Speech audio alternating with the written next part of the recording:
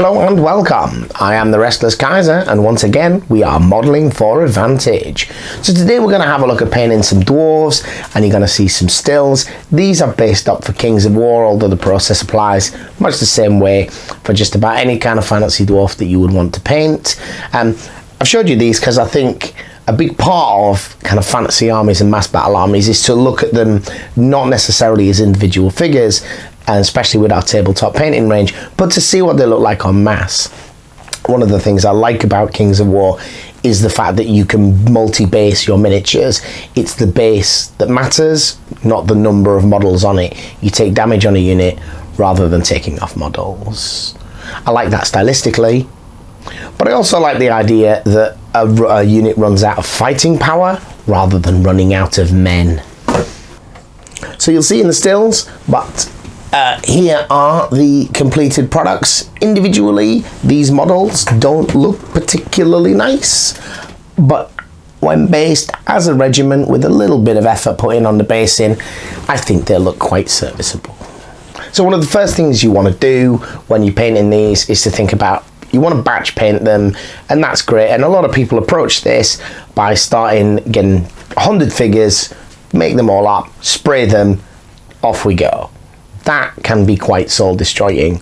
In my experience, when you have a huge but non-urgent project to deal with, it's far better to do them 2 to 6 at a time. You're going to find the right number that works for you. For me, I find that it's about 3.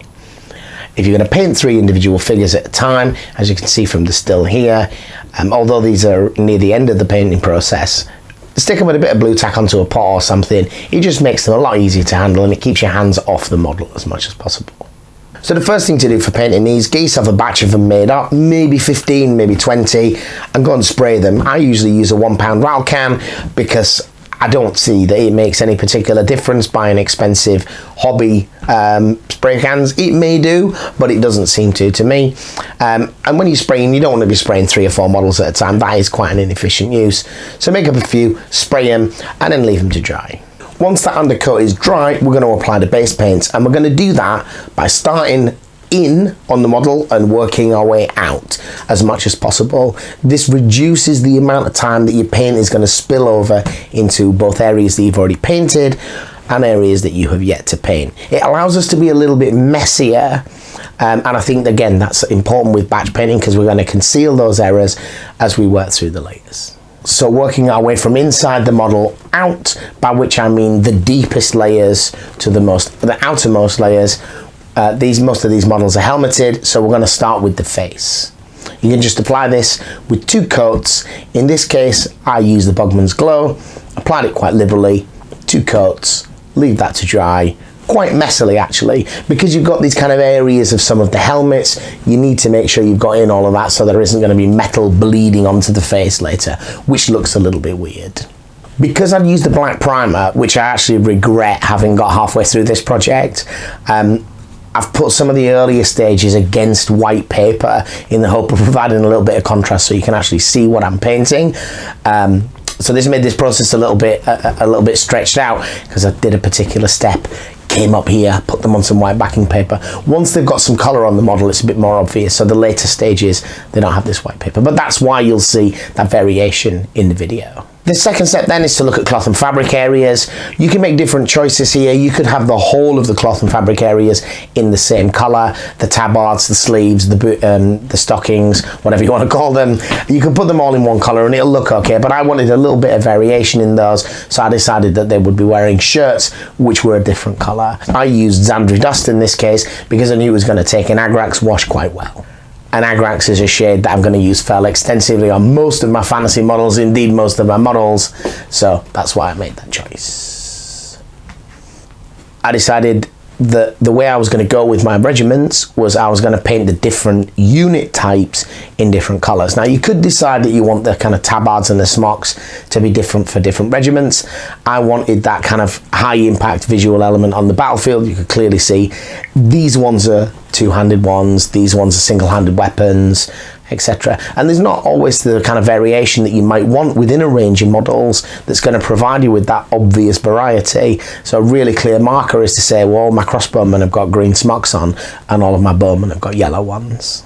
In the case of the two that I've shown you here, I've used red for the two-handed weapons, and I have used blue for the single weapon and shield options.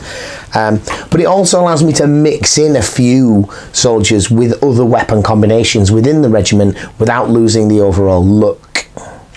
And that's quite important. Again, if there aren't many poses, you can go for a regimented look where everybody's in exactly the same pose, and some people like that. But if you're going to mix it up, you might find pose variety becomes a problem, especially if you're trying to give them all the same weapon. So I actually mixed in a few single-handed weapons with the double-handed weapon units, etc. But with the single smock collar and capes, it works very well. So the blue for this smock, I put on again in two coats. Over the black, it sometimes even needs a third one. The third base colour that I used quite extensively was Mornfang Brown. I used this on all the leather areas. I used it on the gloves, I used it on the boots, I used it on the belts. I didn't use it on the wooden handles because I wanted the leather to look different to the handle. I actually these days use Rhinox hide for a lot of dark woods. It's very similar to Dryad bark, but it just has a slightly different tone to it. I like it, but do whatever you want. But I would suggest that you use a different brown for the wood than the ones that you use for your leathers. The next thing to start thinking about with these guys then is to think about the beards. Now the beards, again, you can have a regimental beard if you want. You can paint them all one colour and dry brush them all one colour. I like to mix that up a little bit. So as I've got a few different models that I'm painting at different times, I'll just use different shades of browns and yellows on the beards, and I'm not be too prescribed about it. Some of them I'm going to add a wash to later, some of them I'm going to dry brush, some of them I'm going to both. But using kind of the same 3 or 4 colours and one wash, it allows me to provide a little bit of variety within the unit, which again can help if you've got a lot of models in the same pose to look a little bit different.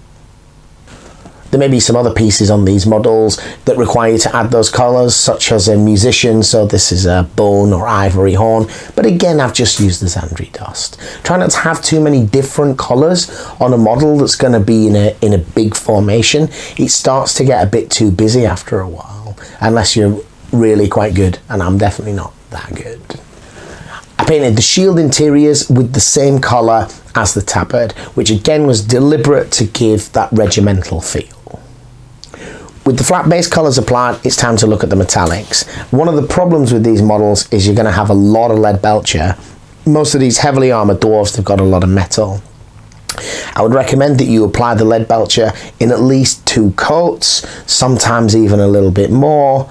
And when you completed the lead belcher in all of the metal areas, right down to the belt buckles, weapon heads, and the armour of course, but also the knee pads and any tips to scabbards or hilts of weapons. Once you've completed that and you're happy with the coat that you've got, then go back with a brass colour. I used Balthazar Gold in this case. I think it has a nice brassy texture, and just pick out some areas, hilts on weapons, buckles on belts, a few plates on the armour here or there, and it just provides a little splash of colour in there from what can otherwise be quite a dull model to look at.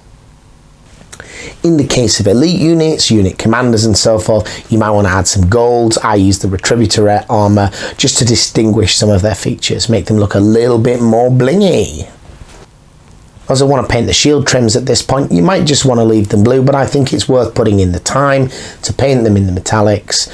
You may choose to go for a gold or a bronze metallic. I went with the lead belcher here because I felt it contrasted well with the blue, but you do need to be quite careful you don't spill over onto the blue, especially when you're applying a few coats of a colour like lead belcher. And when you are applying so much of it, you may start to get a little bit sloppy with it. This is an area to take a little bit of care. To that end, when you finish with the lead belcher, because there was so much to do and so many coats, you probably need to go and tidy up some of the base coats. The fabrics and the metals need to have really quite clean lines separating them, and you can see in the still here how I use the brush to get the inside of the shield into the recesses there. If you press it up against the rim gently and then move following the arc of the shield, it should be okay. There might be a little bit of overlap, but a wash later should cover that up. So as you can see from this still, a couple of the shortcuts that I've taken while painting these models. These models are going to be put together in a huge block, and there's a lot of them, and there's a lot of areas of them you're not going to see. You're not going to see underneath, and you're not going to see behind the shields to any great detail, especially if you're careful in your model placement later when you're going to, if you're going to build diorama bases, if you will, for Kings of War.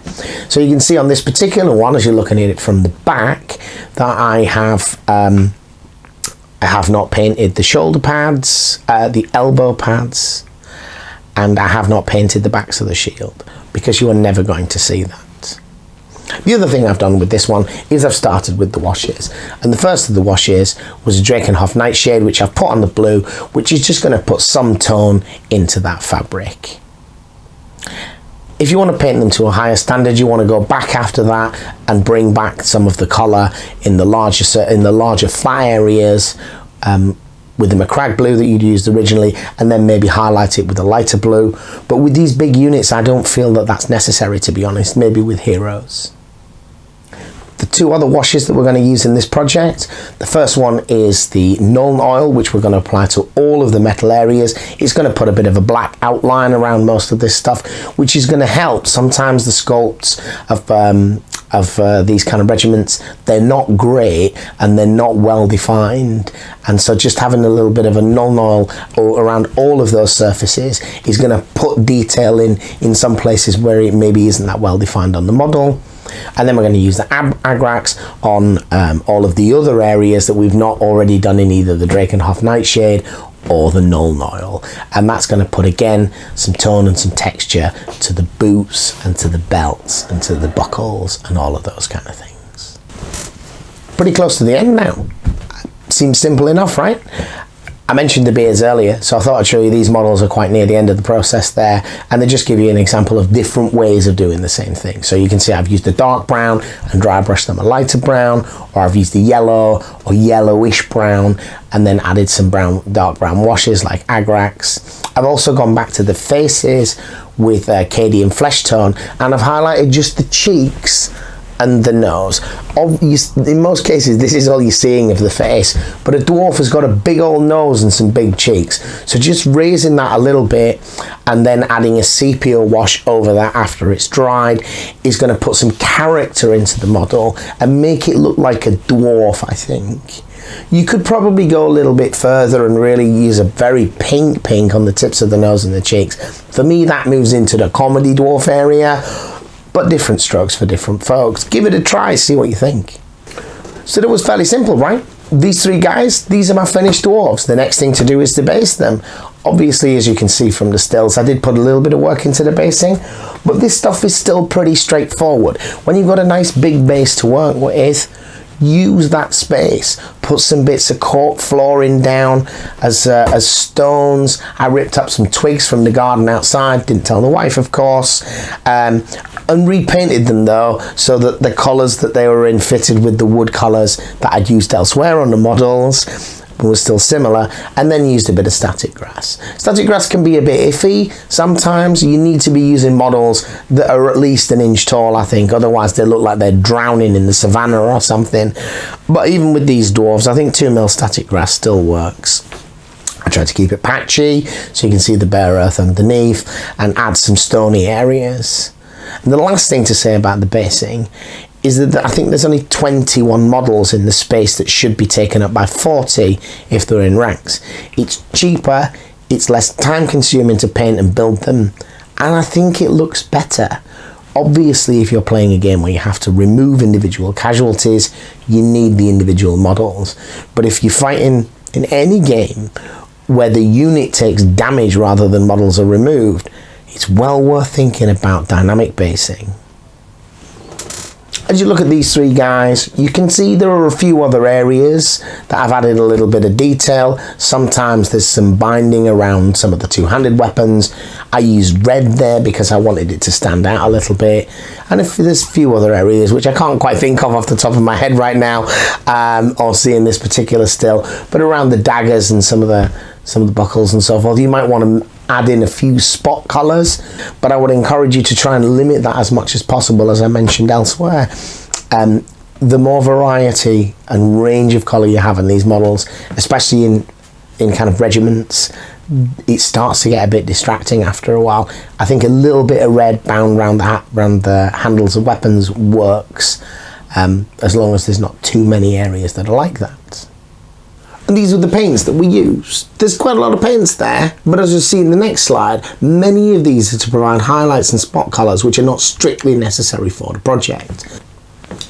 As I said, the gold that we used here was just to add some extra standout feature for the officer figures that were leading them. The red that I've got here was just for the handles of some of the two-handed weapons, which you could easily have just used a brown or some of the other colours that we'd used.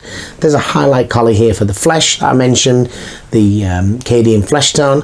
I think that that's well worth doing, but you may disagree. There's a sepia wash here that I used on the face, but the Agrax Earth shade is nearly as good. If you're painting the model to a high standard, it's definitely not as good, but on these units you're not going to tell the difference. And so on and so forth. There's a lot of colours here which are not strictly necessary. That's all there is to say, I think. These models, they're not beautiful, but they're alright. And I want to tell you that this model is ready for the table. Please remember to like, comment, share or subscribe this video, and if you are buying new games or new miniatures, please consider following our affiliate link to Wayland Games. It gives us a little bit of kickback and helps fund other projects for the channel. Thank you for watching.